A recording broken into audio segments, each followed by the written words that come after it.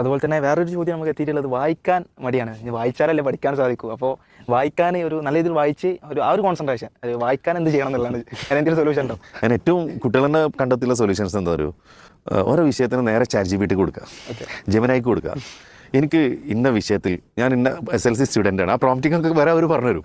അപ്പോൾ എനിക്ക് ഇന്ന വിഷയത്തിൽ ഇത്ര മാർക്കാണ് ഞാൻ ടാർഗറ്റ് ചെയ്യുന്നത്, ഇത്ര A+, ഇത്ര ഗ്രേഡ്, ഓരോ വിഷയത്തിലും എന്നെ ഒന്ന് സഹായിക്കാമെന്നാണ്. സ്വാഭാവികമായിട്ടും ഇത്ര മടിയന്മാരായ ആളുകൾക്ക് ക്യാപ്സ്യൂൾ രൂപത്തിൽ എന്തുണ്ട് ChatGPT ജെമിനായി കൊടുക്കേണ്ടതുള്ളതാണ്. പക്ഷേ നമ്മൾ അതിലേക്ക് പോകണ്ട. വായിക്കാൻ മടി എന്ന് പറഞ്ഞാൽ സ്വാഭാവികമായിട്ടും വായിക്കാൻ മാത്രമല്ല ഒരു മടി ഉണ്ടാവുക. ലൈഫിൽ തന്നെ ടോട്ടലി ഒരു ലേസിനെസ് ഉള്ള ആൾക്കാർ ഇരിക്കും എന്നുള്ളത്. മടിയന്മാർ ഒരിക്കലും എവിടെയും വിജയിച്ചില്ല. പക്ഷേ ചില ചരിത്രത്തിലെ ഏതെങ്കിലും ഒരു സംഭവമൊക്കെ കാണിച്ചിട്ട് ആൾക്കാർ എന്ത് പറയുന്നവരും മടിയന്മാരായ ആൾക്കാരാണ് ലോകത്ത് ഇന്നത് കണ്ടെത്തി അങ്ങനെ കണ്ടെത്തി എന്നൊക്കെ. പക്ഷേ ഒറ്റപ്പെട്ട സംഭവങ്ങളാണ്.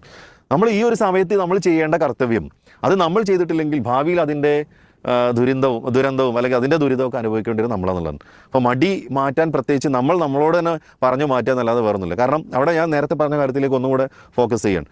നമ്മൾ ആലോചിക്കേണ്ടത് ഇപ്പോൾ ഞാൻ മടി കാണിച്ചു കഴിഞ്ഞാൽ എൻ്റെ ഒരു ഫ്യൂച്ചറിൽ ഞാൻ എവിടെ എത്തിച്ചേരും, എൻ്റെ ഒരു ടാർഗറ്റ് എന്താണ്, എൻ്റെ ഗോൾ എന്താണ്, ആ ലക്ഷ്യത്തിലേക്ക് എനിക്ക് എത്തിച്ചേരാൻ പറ്റുമോ എന്ന് ചോദിക്കുക. ആ ലക്ഷ്യത്തിലേക്ക് എത്തിച്ചേരാൻ എന്താണ് തടസ്സം എന്ന് ചോദിച്ചാൽ നമ്മുടെ മടിയാവണം എന്നുള്ളത് മാത്രമേ നമുക്ക് അവിടെ ആൻസർ കിട്ടുള്ളൂ.